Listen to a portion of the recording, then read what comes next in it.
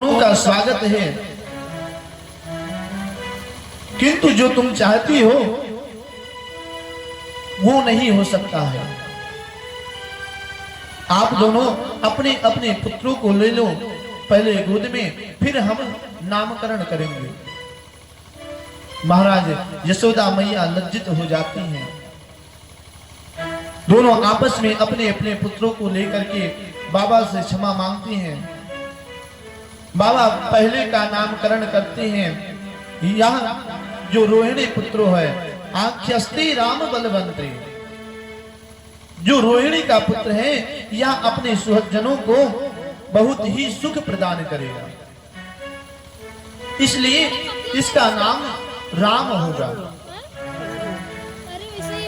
किंतु बड़े होने पर इनके अंदर बल रहेगी तो इनको सब बलराम जी के नाम से जानेंगे। आप जा सकते हैं, मैं बहुने शांते नामाने रूपाणी च सुतस्ते। और जब भगवान का नामकरण करने लगते हैं महाराज, तो कहते हैं गर्गाचार्य जी कि आपके इस पुत्र के तो बहुत ही नाम होंगे, अनेकों नाम पड़ेंगे, नारायण समोग्र।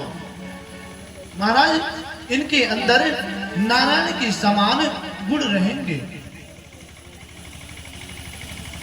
ये हर युग में अवतार लेते हैं।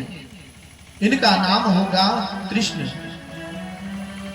क्योंकि ये भक्तों को अपनी ओर आकर्षित करेंगे।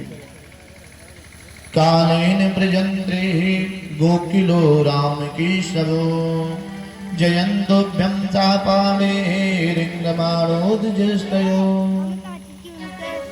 महाराज जब थोड़ा समय और बीतता है, प्रभु कुछ घुटनों के बल चलने लगते हैं, गोकुल में खेलने लगते हैं। तो एक दिन मैया ने बड़े ही सुंदर श्रृंगार करती हैं भगवान का, बलराम जी का, दोनों को खेलने के लिए भेज देती है। कन्हैया गौशाले में जाकर के पूरे शरीर में महाराज गोबर लगा करके चले जाते हैं। मैया कहती हैं क्यों रे कन्हैया, तू पूर्व जन्म का शुक्र है का? भगवान कहते हैं दाऊ भैया, मैया ने तो पहचान लियो। हाँ मैया, मैं पूर्व जन्म का शुक्र ही तो हूं। या सेवं सर्वतो लोकं कंचने ही बलिष्ठया।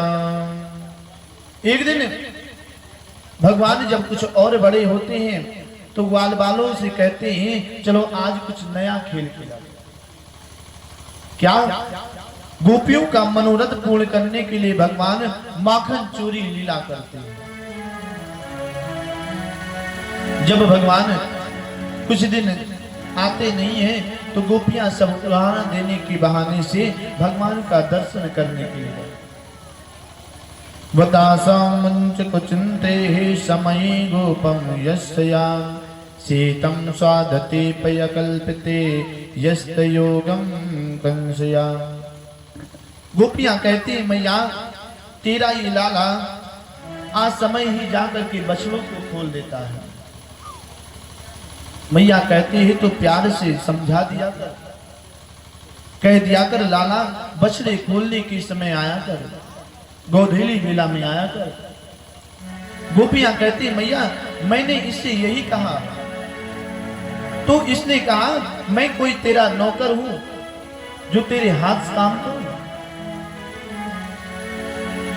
यशोदा मैया कहती है आंख दिखा करके डांट दे। गोपियां कहती जब मैं इनको आंख दिखाती हूँ तो ये ऐसे मुस्कुराते हैं कि मैया सारी गुस्सा शांत हो जाती है। इनको क्या आंख दिखाएं? मैया ने कहा तो डांट दिया कर। मैया कहती है, गोपियां कहती हैं कि इनको कौन डांटने जाए, ये सबको डांटते फिरते रहते हैं कि मैं राजा का पुत्र हूं, तुम्हारे राजा के यहाँ पला बड़ा हूं। एक दिन महाराज सब ग्वाल बालों को लेकर के प्रभु एक गोपी के घर जाते हैं। गोपी के घर जा करके माखन रखा था छीके पर, उसे उतार करके और बैठ करके पान कर रहे थे। इतने में महाराज एक गोपी आ जाती है। गोपी आ करके प्रभु को पकड़ ली। सब ग्वाल बाल तो भाग गए, पर प्रभु को पकड़ ली, लेकर के चलती है। तो प्रभु ने कहा, कन्हैया कहते हैं कि हे मैया, मैंने चोरी तुम्हारे घर की है, तो पूरी गोकुल में क्यों मेरी हंसी उड़ा रही है? ऐसा करो, अपने आंचल से मेरा मुखारविंद ढक लो। गोपी मान गई प्रभु की तोतली बोली पर, आंचल से सिर को प्रभु के मुखारविंद को ढक करके लेकर के चलने लगी। तो भगवान रास्ते में उनके ही पुत्र का हाथ पकड़ा करके और स्वयं छुड़ा करके भाग जाते हैं। जैसे गोपी गई, मैया को गुहार लगाई, मैया बाहर आती है।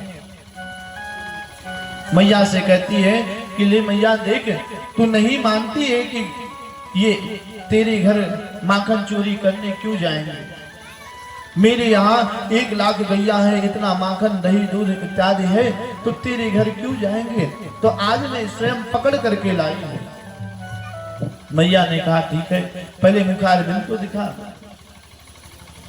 महाराज जैसे ही मुखारबिंद खोलती है तो मैया कहती, पहले देख तो ली होगी कि मैंने किसका पकड़ा। अपने पुत्र को लेकर के आई है और मेरे कन्हैया पर दोष लगा रही है। महाराज लज्जित होकर के चली गई गोपी। दूसरे दिन ऐसे ही